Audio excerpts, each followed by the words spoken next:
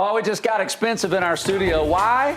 Allie's $1 Million Smile on the Good Day Charlotte set. Man, we've missed her. You know, when she was shopping, she couldn't find a lip liner that matched a lipstick. Oh, that's perfectly. the worst. That's the worst. It is the worst. Oh, girl, tell me. Okay. And so she came up with a product for it, so I'm super excited about it, and congratulations to her. All right, so here we go. The biggest thing in the last week has been what everyone's been doing. It's the In My Feelings Challenge. You got to set this up. What is this, first of all? Okay, so first, Drake released his album, Scorpion, I believe 2 weeks ago. Okay. I talked about it with Rochelle at the couch. Right. It's garnered over 1 billion streams. Good He's the gosh. first artist to do that, so really great accomplishment for Drake. But the thing about it is the song is with the City Girls, one of my favorites, along with Lil Wayne. Shiggy went on Instagram, as you can see, and cut up. And so everybody's been trying to do it a little bit better. And I told Lakia and them this morning, I think that you can beat them. Well, listen, Will Smith got on the action. Definitely did. Right, he did one. Well, I guess Sierra did it first. That was so They were on their honeymoon, I think, down in Cape Town or somewhere down there. Yes. So they did it first. Then Will Smith gets in on the action. He's on vacation somewhere. His is pretty cool, too. And he got like 3 million hits in 2 hours. Yeah. That's ridiculous. So guess who decided to do their own, right? Lakia, our producer right there, Nick Koser. This was just yesterday. They did their own challenge, and I gotta say, this is pretty impressive. There we go. Boom. So there's actually some choreography to this, right? Yes. So it speaks to Kiki. Do you love me? Who's Kiki? Kiki is just Kiki. Just someone. Oh, it's Lakia, our producer. It's Lakia. Oh, we have just enough time to think we should try it. All right, so it's... Really? Do we have music? I think we may. Oh, there it is. Hang on, All put this down. Are you ready? Cross your legs. Turn that up. One, Turn it two, up, three. Ryan. It goes, Kiki, do you love me? Are you riding? Said you never ever leave from beside me. Come on. Cause I want you, and I need you, and I'm down for you. Yeah, here we go. We're gonna keep going, guys. We gotta go to break. Unfortunately, I know you'd love to watch this all day, but we're gonna be back in just a couple minutes, guys. There's a running back home. Let's bring it home. A little Cam Newton, right? We got Fan Fest tonight. Yes. Cam Newton, our star quarterback, was seen recently in Walmart with an interesting fashion choice. Listen, brother, the world is his runway, and I'm not mad about it. Even at Walmart, okay? And so apparently they say that he was in the store for over an hour before he went to go and check out, and this was his outfit. But I'll tell you this, brother. Okay.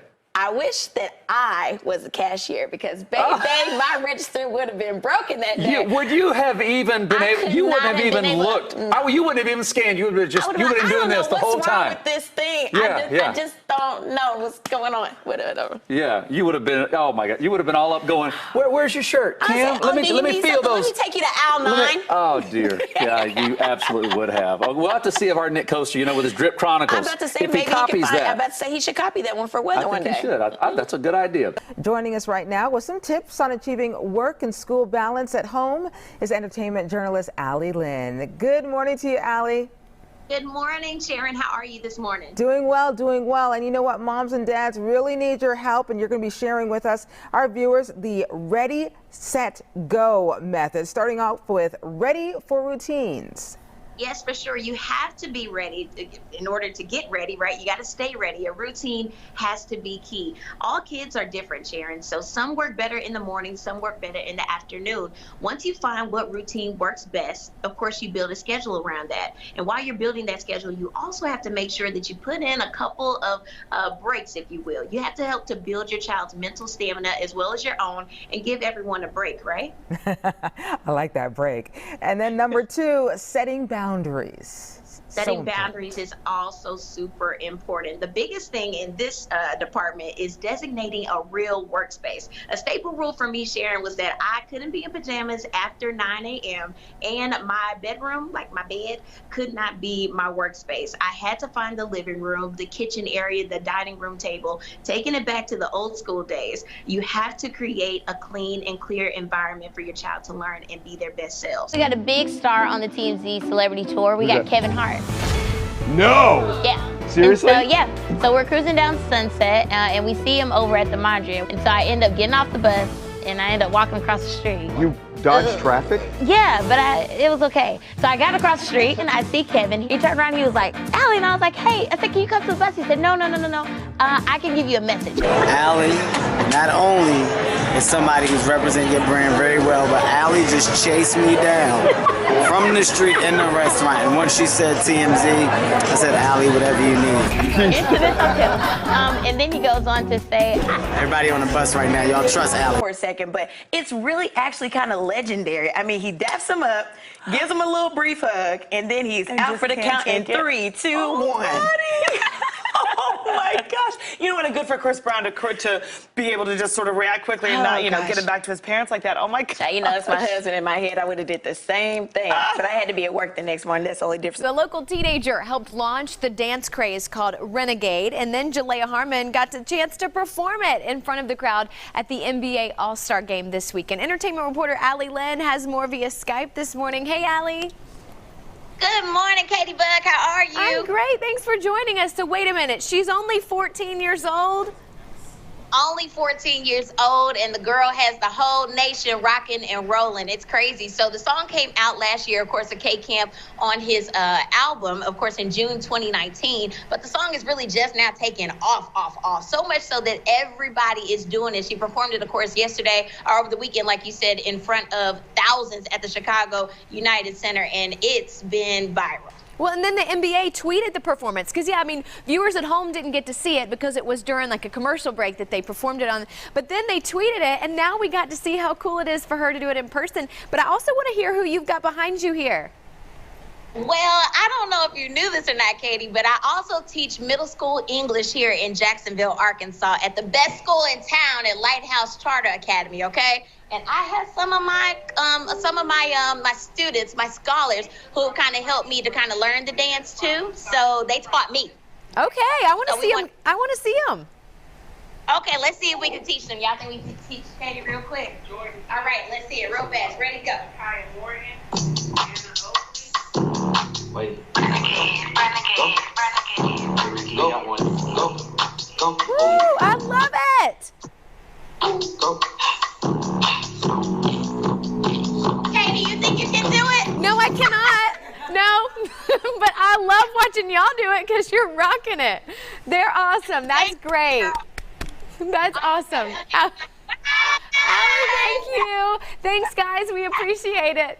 That was a lot of fun. You can follow Allie on social media at Hey Allie Lynn. I didn't know she taught too. That's pretty cool. Joanne. I was doing the dance over here. It's a shame you couldn't see it. Oh yeah, right? Uh-huh. Oh, Demi Moore is back this season. her in this role. And she's doing phenomenal. Yes. I was actually kind of skady on how she was going to perform, but she's absolutely phenomenal. She's super crazy, Nurse Claudia, and she takes her methods to a new height, if you will. Joining us via Skype is entertainment journalist Allie Lynn. Good morning, Allie.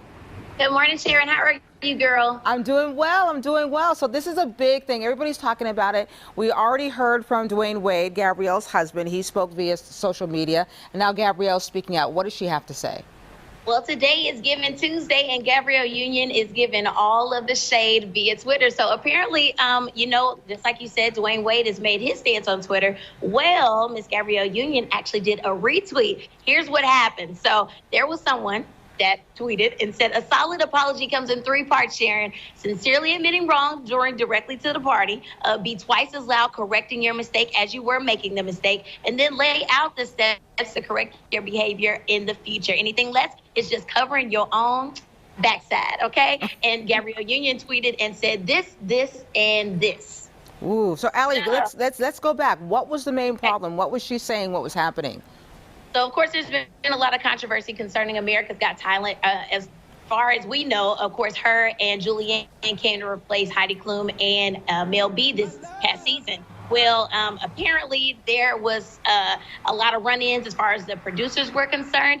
They had made comments about racial jokes that had taken place, as well as comments about her hair being too black on the show, which is crazy, right? Yeah, it is kind of crazy. And so, with those reports not being kind of, I guess, taken seriously, there's also been whispers from Variety. They also published a report saying that her and Simon had got into it about Simon smoking on the set. And that's actually illegal in the state of California. So we're not really sure because representatives haven't made clear what the situation is.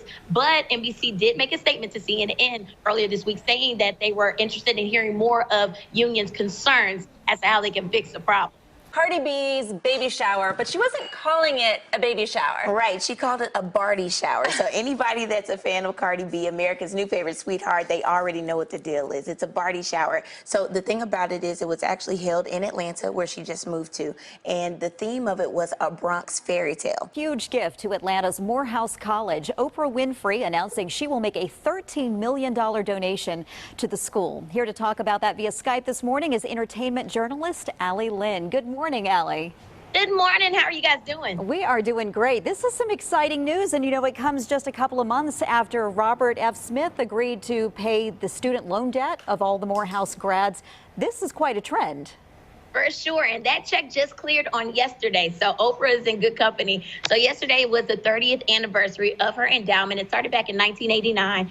And currently, I think her total investment, it started at about $12 million. Now it's sitting at 25 thanks to her $13 million donation. Good gracious, generous to say the least. You know, she has so many different causes she's involved in, so many different organizations that she gives to. What do you think about it is about Morehouse in particular that speaks to her?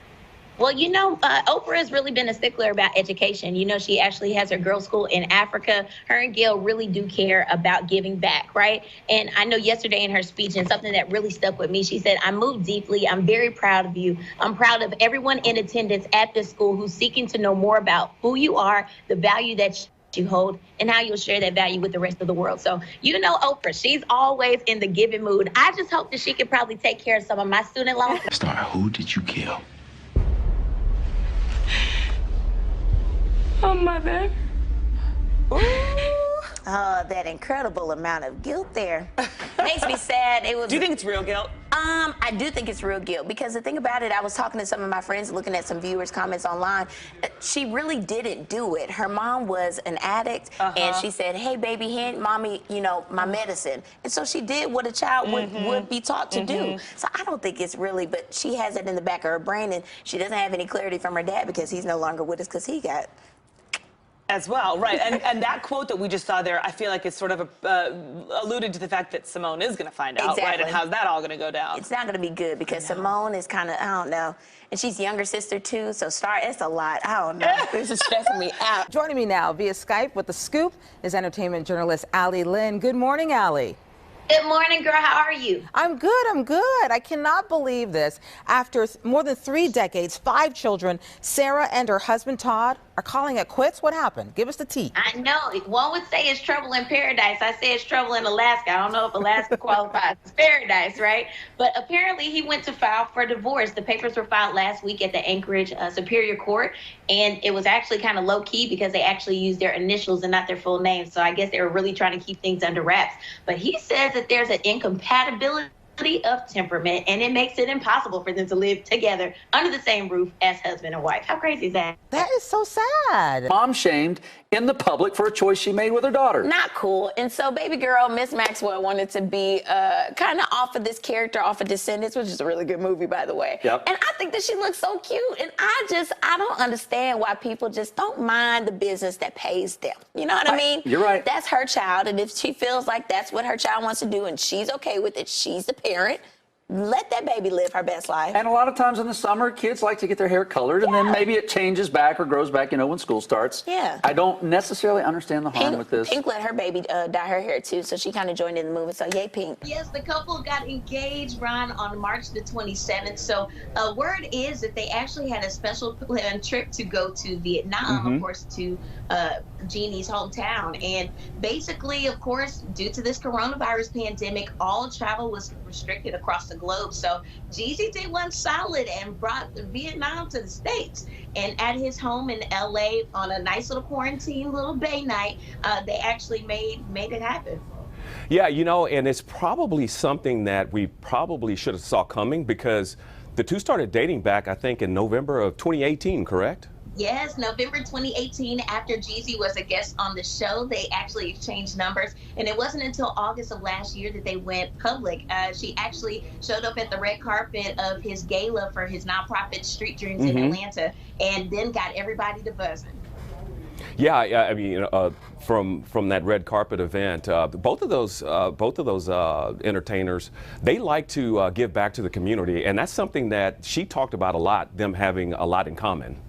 Yeah, she talked about their age a lot. They're only a year difference. Of course, they're in their early 40s, 41 and 42. And this is Jeezy's first marriage and Jeannie's second. She said she knew that Jeezy was the one because of his heart for people and giving back to his city. She said it's a beautiful thing watching him give back in Atlanta and all the initiatives that he started with helping other artists, helping children in the community in the neighborhood that he grew up in. And they actually spent Thanksgiving together in the A with Jeezy's family and donating their time to 2 local nonprofits as well. I absolutely love it. It sounds like a match made in heaven.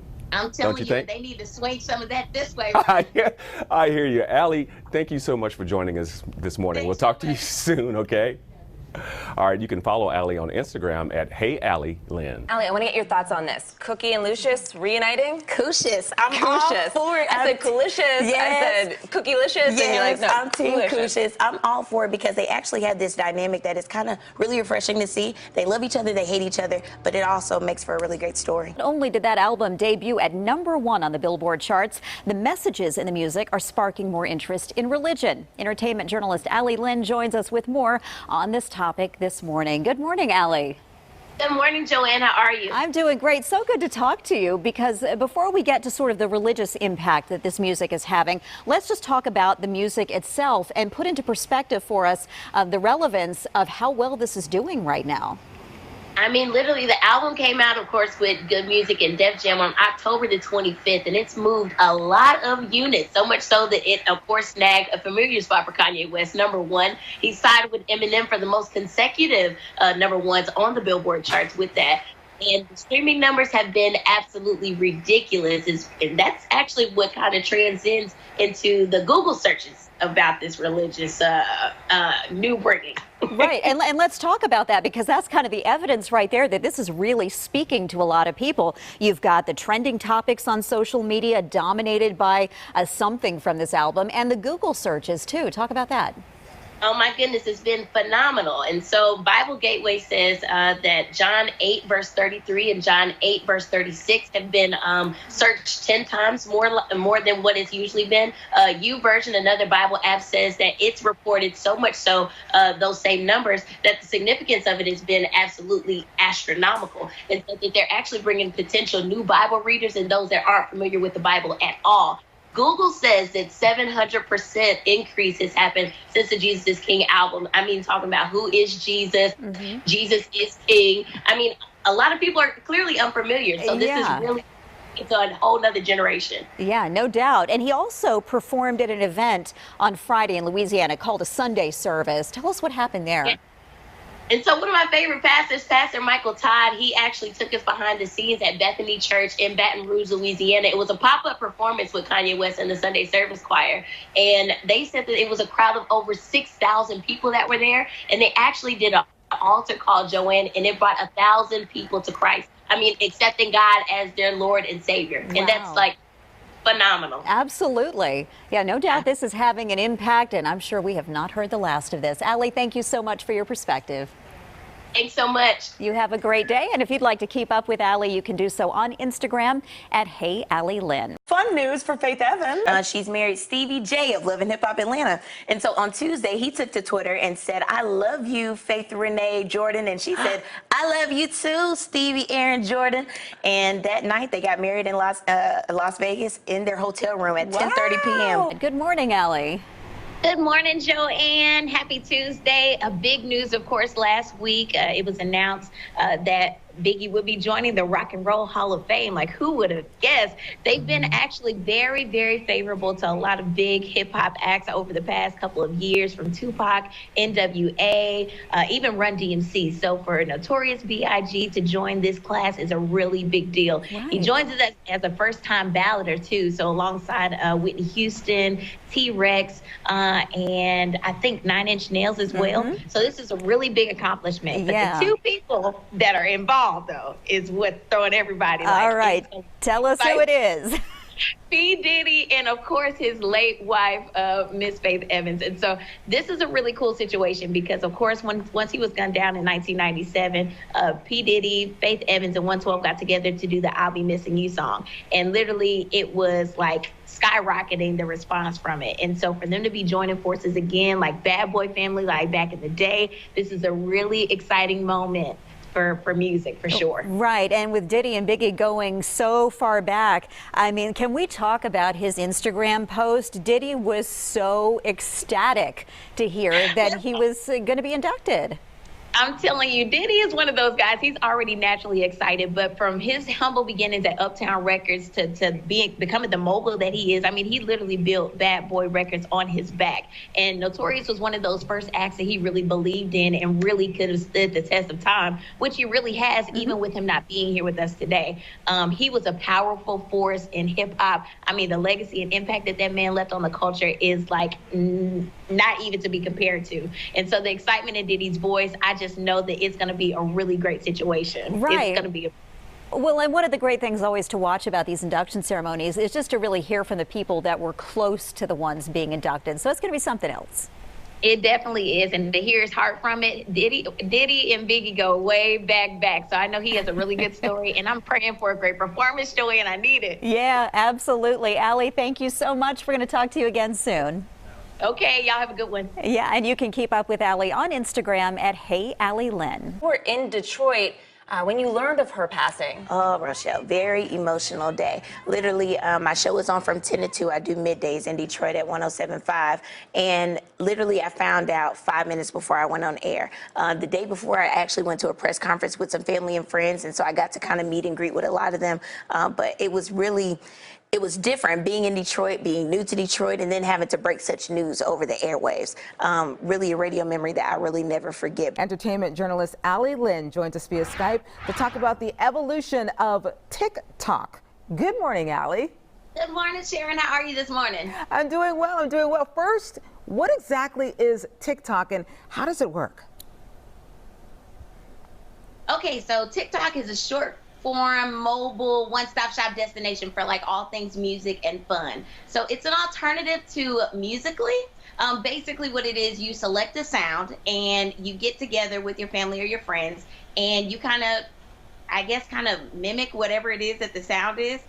So if I were doing a challenge to a song, I would do the dance. If I were doing a line from my favorite movie, I would act it out to the best of my ability. It's hilarious. It really is, and I'm noticing that parents are getting involved as well. Why do you think it's become so popular? I just think that it kind of promotes family time more than anything. You know, with everybody being so cooped up in the house and looking for something to do, giving the kids a break from doing schoolwork, giving the parents a break from their actual working at home and homeschooling and playing principal, teacher, and cafeteria lady and all. It gives everybody a fun break to just kind of get away and to do something different, fresh, and fun. Drops a new album this morning, literally minutes ago. Yes, 25 tracks on the record. It's already certified platinum. He had 2 singles, first coming off with God's Plan, which was on the charts for 11 weeks. And then he came back with Nice for What. And the crazy thing is, fun fact about Drake, he was the first artist ever to replace a #1 debut with another #1 debut. Hasn't been seen since Mariah Carey and Boyz II Men. Wow, and for that to be, you said platinum already? Yes, already with those two songs. One is 7 times platinum and the other one is 3 times. So he's already going in with the bang. And you're a Drake fan? Of course I am. And E! News actually reports that Courtney has really been urging Scott to really put his family first. And in order to do that, he has to take care of self first. And so he took it upon himself to check into this treatment facility in Colorado, and then it turned around not to be in his favor. So he was on a Zoom call with his family, with the Kardashians, and Yes. and do we know how the photo was leaked and where it ended up?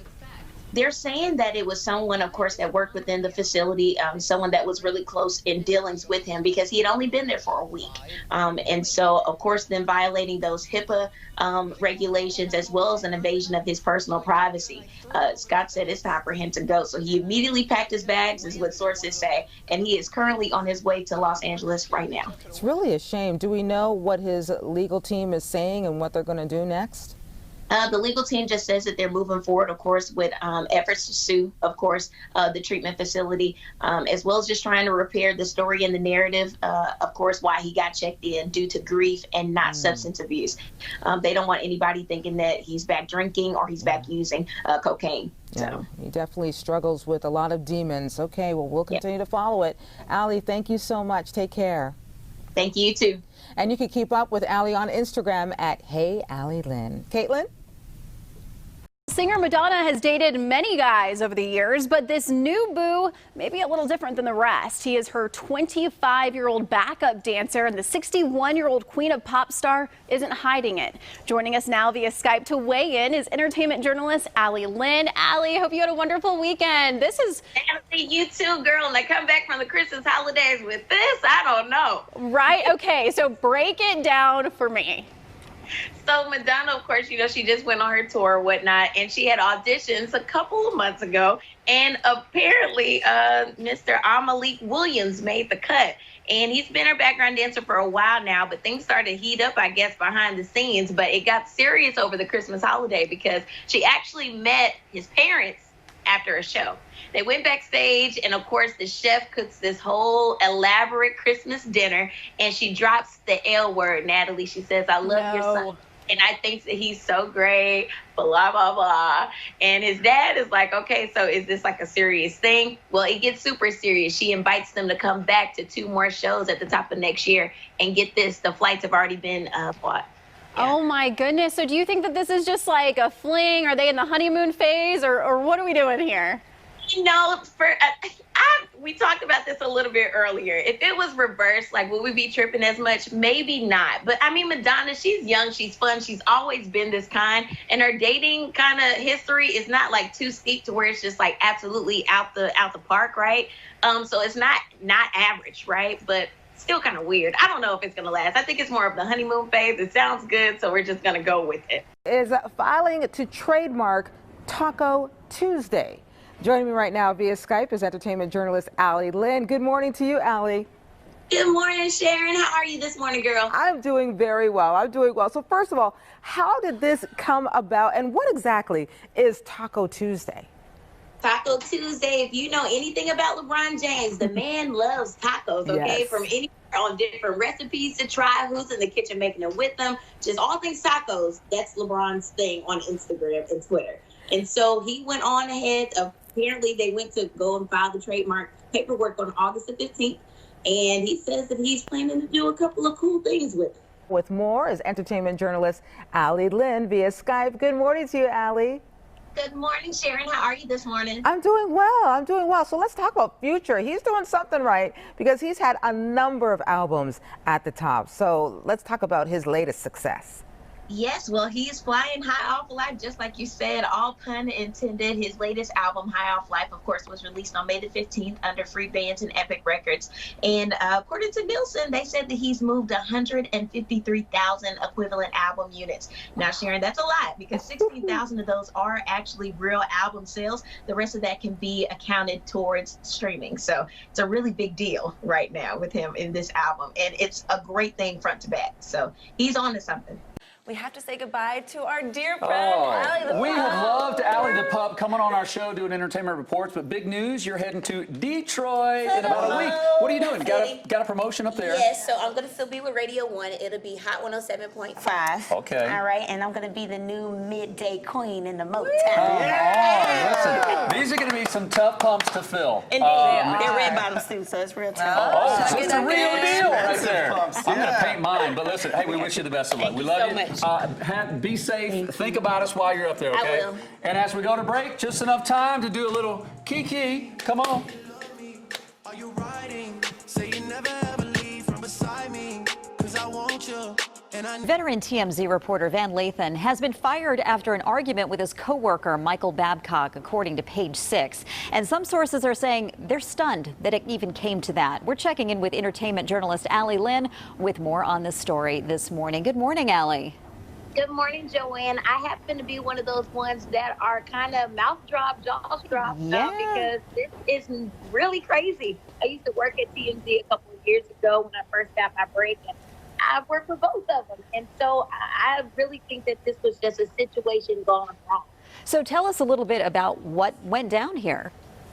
So apparently what had happened, there was a verbal altercation. You know, TMZ, of course, they're known for breaking their stories online, on the internet with their write-ups, but they also have a show, TMZ Live, which streams live to the internet, and of course then is chopped down for TMZ later on in the afternoon. Well, apparently there was an altercation that came up with a conversation about George Bush and Ellen DeGeneres being friends. That's just what my homegirl told me, and she's inside the office still.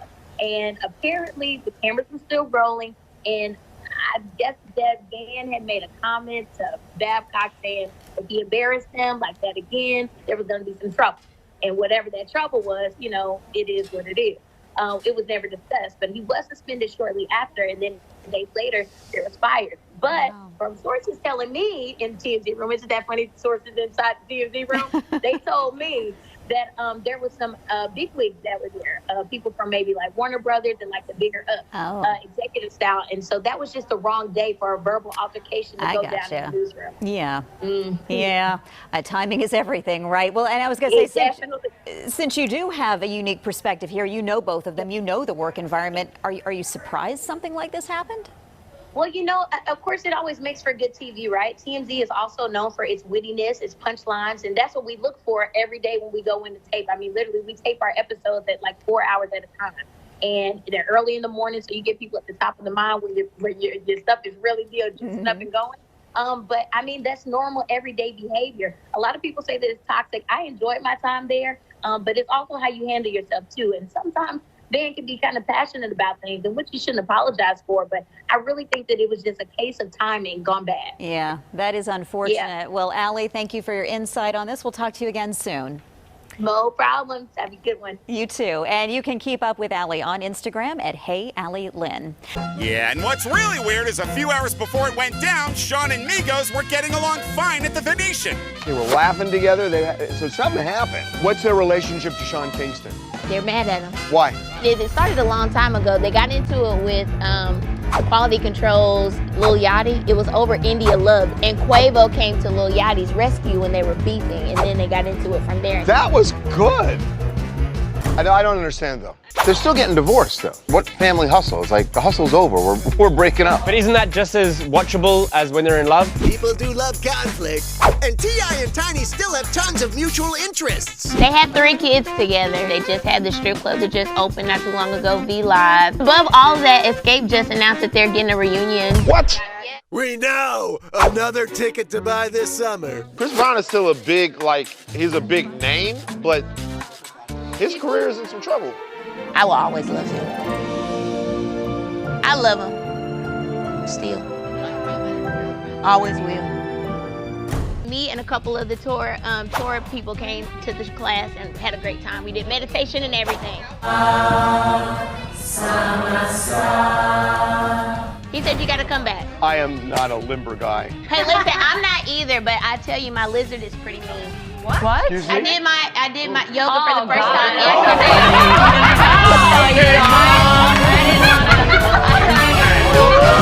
yesterday. Miss Courtney, how are you? Huge fan. Oh, thank you very much. It's Stephanie Courtney! Who the hell is Stephanie Courtney? Flo. Oh, Flo. Flo, the insurance guru. I love Nicki Minaj as an entertainer. I'm disappointed in her as a lyricist. I am too. I mean, she's come for her twice at this point, and Nicki Minaj has yet to say anything. Where does it end, though? Does she have to respond to every street rapper? She murked her entire existence for 7 minutes. I don't know what murking is. Oh my God, she killed it for 7 minutes. Is it murking when you take a pubic wig? Yeah. That's what I thought it was. That's just what I thought it was, too. It's a murk. Oprah or Beyonce? Ooh, wee. It really depends on the situation. Well, then it's time to play Oprah or Beyonce! Never Gonna Happen Extreme Fantasy Edition. In dance, it's Beyonce. But in gardening, it's Oprah. Thank you!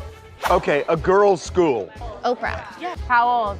They're in 8th grade. Beyonce. Right. Well, just when you thought that your squad was cool enough, they're not as cool as Bella's. She was caught out with her friends Kendall Jenner and Hailey and Jasmine Sanders, all at the strip club in Paris. Yeah, you shouldn't say the name of the club. Well, Pink Paradise. The Pink Paradise Club in Paris. Yeah, Charles has been there. It's a very exclusive club. He got in a little trouble online because he called her his black queen, and some people feel like she's not black enough. Oh, come on. I have a question for you. If she were in this room right now, would you give her a chair to sit in? Look at this. He does the seating chart. No, blaming me. I'll switch it all up. Okay. Oh, Kelly's gonna stand for us.